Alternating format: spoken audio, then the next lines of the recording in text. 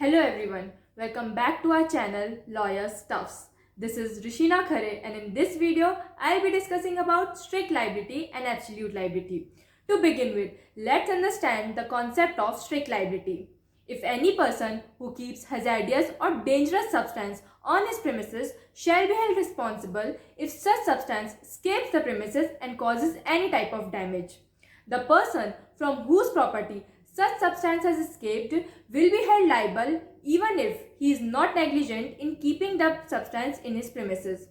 The strict liability is imposed on that person not for playing negligence on his part but for keeping the substance on his premises which is hazardous and dangerous. तो आइए अब हम इसका मतलब समझते हैं। यदि कोई व्यक्ति ने अपने एरिया में अपने प्रेमिसेस में कोई ऐसी डेंजरस चीज यानी कि खतरनाक चीज रखी है जो उसके एरिया से बाहर चली जाती है, स्केप कर जाती है और जाकर किसी को हार्म पहुंचा देती है, डैमेज पहुंचा देती है, तो उस व्यक्ति की जिसने अपने एरिया में अपने प्रेमिसेस में वो खतरनाक चीज रखी थी वो उसके लिए पूरी तरह से लायबल होगा, मतलब रिस्पॉन्सिबल होगा। यदि उस व्यक्ति की कोई गलती नहीं थी, वो नेग्लिजेंट नहीं एक्ट कर रहा था, उसके बाद भी अगर वो चीज उसके एरिया से बाहर जाकर किसी को हार्म पहुंचाती है तो भी उस चीज के लिए वो पूरी तरह से रिस्पॉन्सिबल होगा। तो ये जो कॉन्सेप्ट है स्ट्रिक्ट लायबिलिटी का, इसकी पहली बार बात हुई थी रेलैंड वर्सेस फ्लेचर के केस में, जो कि 1868 का केस है। इसमें रेलैंड जो कि प्लेंटिफ है एंड फ्लेचर जो कि डिफेंडेंट है, ये दोनों आपस में नेबर्स थे। So the defendant was a mill owner and wanted to build a reservoir on his land. For this, he employed independent contractors to start the construction. During the construction of the land, the contractors found certain disused mine shafts on land. They ignored those shafts and constructed the reservoir. When the reservoir was filled, water poured down the mine shafts and flooded the mines of the plaintiff, who was a neighbor of the defendant. Here in this case, plaintiff suffered, but the defendant was not negligent because the reservoir was built by the contractors. Yet, the defendant was held liable for the damage caused to the plaintiff's land. Now, there are certain essentials of strict liability which was laid down in this case. Number first is hazardous or dangerous substance. The area of dangerous things is quite wide. It includes chemicals, gases, fumes, explosives, poisonous vegetations, etc.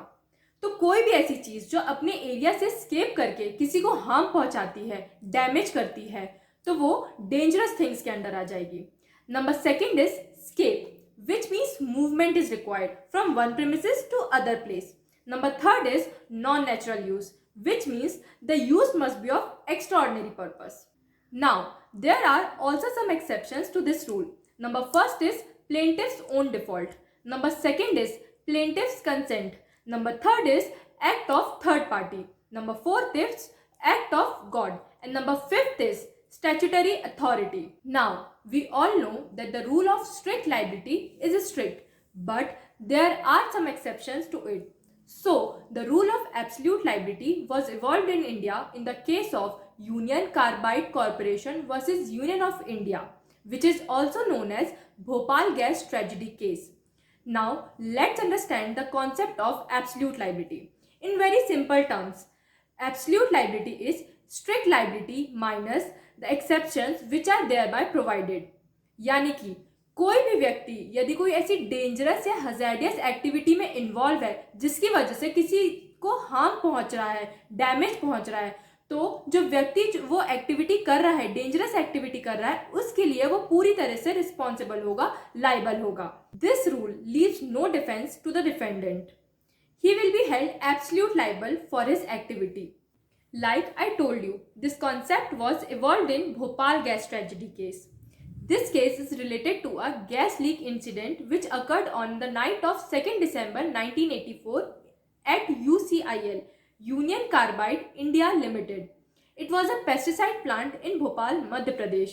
During the night of 2nd December, water entered the tank containing 42 tons of methyl isocyanate. About 40 metric tons of methyl isocyanate escaped from the tank into the atmosphere within 2 hours, due to which thousands of people died.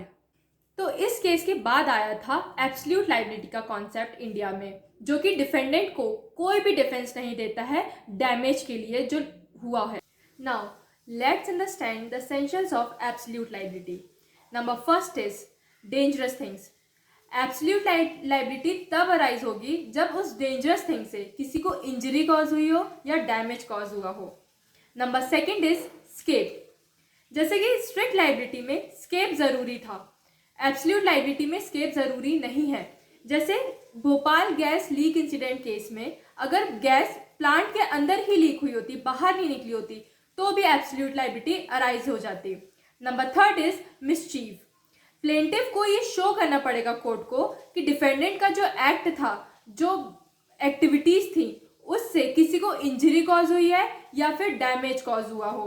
Number fourth is non natural purpose. The use must be of extraordinary nature. तो आइए अब हम compare करते हैं absolute liability and strict liability को। Absolute liability means the rule of strict liability minus the exceptions which are thereby provided. Under strict liability, there may be an accident even without negligence. काफ़ी सारी industries हैं जो dangerous chemicals and gases use करती हैं और उसके लिए वो स्टोरेज का प्रॉपर ध्यान भी रखती हैं, सारे लॉज जो इससे रिलेटेड है वो फॉलो करती हैं, पर भी वहाँ पे चांसेस होते हैं कि एक्सीडेंट हो सकता है, तो इसलिए हम यहाँ पे एब्सोल्यूट लाइबिलिटी लगाएंगे। Second point is under absolute liability the defendant is held absolutely liable for his act. Under strict liability the defendant has some chance to escape his liability. Third point is under absolute liability there are no defense available to the defendant, but under strict liability there are some exceptions available to the defendant. Fourth point under absolute liability is that escape is not necessary, but under strict liability escape is necessary.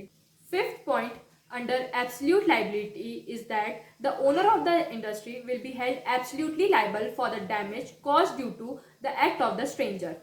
Under strict liability the liability is not absolute. And at last, under absolute liability the court may impose exemplary damages, but under strict liability damages are ordinary और compensatory. तो ये था हमारा strict liability and absolute liability का concept. If you like this video, please like, comment, share with your friends and subscribe to our YouTube channel. Thank you.